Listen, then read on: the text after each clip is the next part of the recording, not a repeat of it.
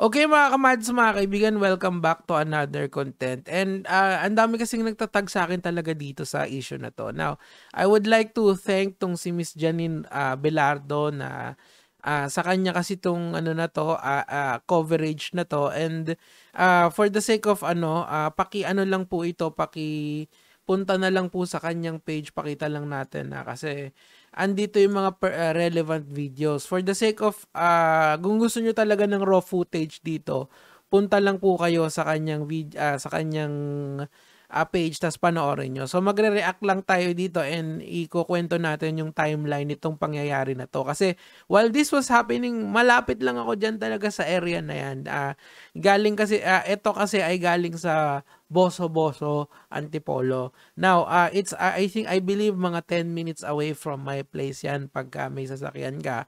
Or kung gusto mo namang i-walk trip, pwede naman. Or kung gusto mo namang i-grab, malapit lang talaga siya. So, ano po ba nangyari dito? Now, meron po akong papakitang dalawang video sa inyo kasi some people are arguing na self-defense siya. Some people are saying naman na hindi siya self-defense at talagang nagkalaban sila out of nowhere tapos bumunot ng baril tong si Idol. Okay, so simulan po natin sa unang video. Unfortunately po, hindi ko pwedeng ipakita yung video dahil it's very violent in nature. Dalawa kasi po yung video na na kumakalat ngayon. Yung isa po yung binengbeng, yung isa naman yung start ng fight. Now, kasi mahirap kasing mag-judge dito kung sino talaga yung nagsimula kasi yung kumukuha ng picture, well, maganda siguro pakinggan po natin. Pasensya na po kung medyo naka-still image lang dahil nga po violation po yan pagka pinlay natin, okay? Dalawa yan, tanga. Paktay ka dyan. Tama sila. Gago!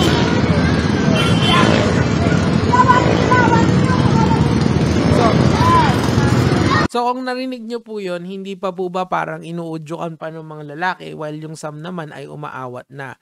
And yung iba naman po ay nagbi-video pa doon sa mismong unang laban bago bumunot ng bang-bang si Idol. So, ang point dito, hindi ko pala Idol yun, masama yung ginawa niya. Hindi dapat puntularan yun. At saka, ngayon po kasi ang sinasabi kasi ng mga tao, self-defense daw po ito. Dahil dalawa po yung kalaban niya. Well, ang mamaya pag-uusapan po natin yan. So, this is the first video kung saan po nauwi po sa habulan at saka balugbugan. Now, kung gusto nyo pong makita yung unblurred video nito, shinare ko po ito sa aking personal Facebook page, yung may blue check mark. Hanapin nyo lang po doon.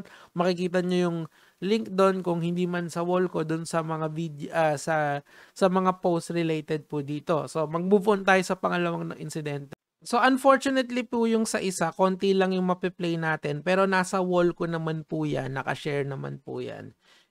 Eto po, papakinggan natin yung konting audio, tapos i-analyze, kukwento ko sa inyo yung nangyari.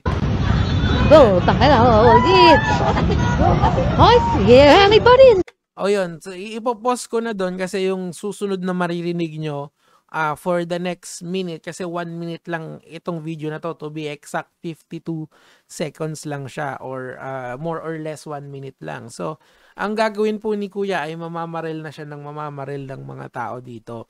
And unfortunately, yung malapit sa kanya, nakikipagbunong braso siya, yun na nga po ulit na nawala na po agad yung tao na yun. Tapos, pangalawa po nun, hinabol niya na po agad yung isa na kalaban niya para yun nga todasin. Tapos ang sabi sa comment section, and makikita nyo rin naman kasi may binuhat siya na babae na kaano-ano niya or kakilala niya na sinakay niya sa kanyang sasakyan. So kasi nga bumagsak yung babae na yun tapos sabay binuhat nung lalaki. So meaning to say, talagang nagkainitan ng sobra siya. Tapos yun nga, may mga nakakatch ng strays na tinatawag dito sa bunong braso na to. Pagkatapos nun ay umeska po si Kuya. Wala sigurong 1 oras after the incident kasi nakita nyo kasi yung medyo may ilaw pa nun, ngayon medyo makulimlim na. Ibig sabihin, ilang oras lang yung nakakalipas. I do believe na kasi when these are all happening, it was happening in real time. As in, grabe talaga, ganun kabilis yung balita, ganun kabilis yung upload. So after nun, a few moments later, yung Antipolo police nag-respond na sila. Kasi may Antipolo police dito sa annex, yung nasa taas, sa sa bandang simbahan yan. Meron din namang Antipolo police na malapit dyan sa insidente na yan. If I'm not mistaken, yung station nila dito ay dito lang sa Masinag area, or kung within the kung bakit sila naka-respond agad dyan, siguro mga nasa siguro mga nasa 10 minutes away or 5 minutes away lang yata sila dyan. Ganun lang sila kalapit dyan. Kaya nakita nila agad yung suspect SUV, tapos sabay hinabol na nila. Under the doctrine of hot pursuit na tinatawag, they can arrest this person on the spot. Kahit na, kasi nga alam nila na ginawa nung nagkalat siya talaga sa Facebook, as in parang unang minuto pa lang yata nagva-viral na agad siya, kasi hindi ko lang ma-share kasi yung mismong insidente ng beng-bengan pero yung makikita nyo naman doon sa comment section, nagkalat yung links doon. Pero ang point dito, nagresponde agad dito yung mga police, and nakatulong din na malapit lang talaga sila dun sa insidente. So, eto, kung gusto nyong panoorin to, I think ito ay mga nasa less than 2 minutes lang tong video galing kay Miss Janine Belardo, na puntahan nyo na lang yung wall niya, tapos chiner ko naman din yan, makikita nyo na talagang ang bilis mag-respond ng Antipolo Police, and that's good. 'Di ba? So, pasok pa rin to doon sa hot pursuit na tinatawag, and pwede silang mag-conduct ng tinatawag nating warrantless arrest. Now, kung ano yung magiging kaso nito, ang piskal na yung mag-decide kung ano yung isasampa niya diyan. So, huwag kayong magulat kung kunyari ang naging kaso lang ay frustrated homicide, o 'di ba, or homicide. So, may bail pa yon, may bail recommendations pa yon. But my point here is that yung police, ginawa nila yung trabaho nila. Ang most likely, itong lalaki na to, nakakulong na to ngayon, awaiting for trial, awaiting for decision ng piskal, di ba? So, ayan na nga. So, nahuli na siya dito, and ni-report na siya ng mainstream media. Na ang dami-dami nagtatag sa akin, natutulog na ako pero okay lang, kasi baka makalimutan natin tong story na to bukas. Now, as of this writing, we don't have a final say doon sa kung ano yung nangyari doon sa mga tinamaan ng barel. But according to GMA7 report, si Peter daw, a 52-year-old businessman, he sustained a head wound na tinatawag. Ito, si Patrick naman, a 22-year-old college student, shot in the right arm, and Davis, a 29-year who was struck in the right chest while trying to pacify the situation. All three were rushed on Kabading Hospital for medical treatment. Legit yan, may Kabading Hospital talaga dito sa Antip. So, police said the suspect Kenneth, a 28 years old businessman who attempted to flee in his black Toyota, but it was intercepted at a hot pursuit operation, di ba? Yung sinabi ko sa inyo, ginamit yan yung doctrine of hot pursuit. He was apprehended at a checkpoint in Masinag. Ayan, malapit lang din sa amin yan. So, ito, yun ang iimbestigahan ngayon, kung malaman natin kung ano yung punot dulo nitong nagkaroon na confrontation. Definitely, I assure you, sa kalsada ito, sa paggamit siguro ng kalsada, baka git-gitan or whatever. Well, whatever the reason is, it's probably not personal, mga kamatis, mga kaibigan. Meaning to say, it could be avoided by a simple notion of bigayan. Literal. Alam nyo yung mga conflicts kasi na ganito, nag-i-start yan sa gitgitan, sa pinahan, di ba?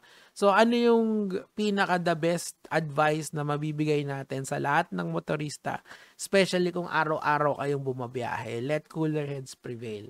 Tandaan nyo na yung mga lisensya nyo ay hindi yan isang privilege yan, hindi yan isang karapatan. And one of this, kung kaya nga tayo may exam para sa pagkuha ng lisensya, kasi we have to maintain a cool head every time, kasi we are driving a vehicles that can take lives, whether it's ours or somebody else. Ngayon, meron pang beng-beng na rinabas si Kuya dito, and yun nga, pinagbabaril niya yung mga tao dito.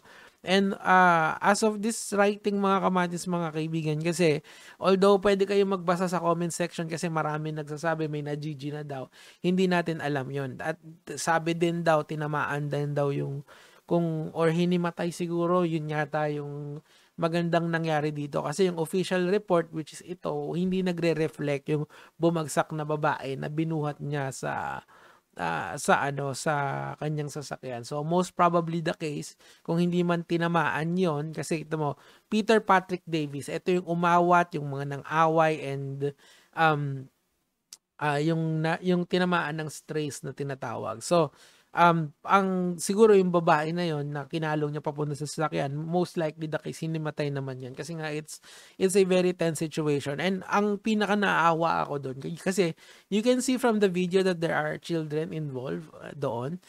Yung trauma na tatamaan ng children na yun, habang buhay nilang dadalhin yun. Kasi nga, when you're young, you are very susceptible to information, and talagang parang sponge tumanggap ng information. So, sometimes kapag ganun yung utak ng tao, mahirap i-process lahat ng bagay, especially yung ganong mga traumatic event. Hopefully, they seek at least yung mga debriefing na tinatawag para matulungan yung mga batang naka-witness ng isang, in my opinion, something na hindi ka aya-aya. So, antayin na lang natin siguro yung decision ng korte. He is still innocent until proven otherwise. And yun nga, sana nga walang binawian ng buhay, kasi baka pagka may binawian ng buhay dyan, syempre yung iba parang nagsisik na sila ng reparations, ng kulong plus danyos, di ba? Yun lang naman yung sa akin for today, mga kamatis, mga kaibigan, gege mga lods.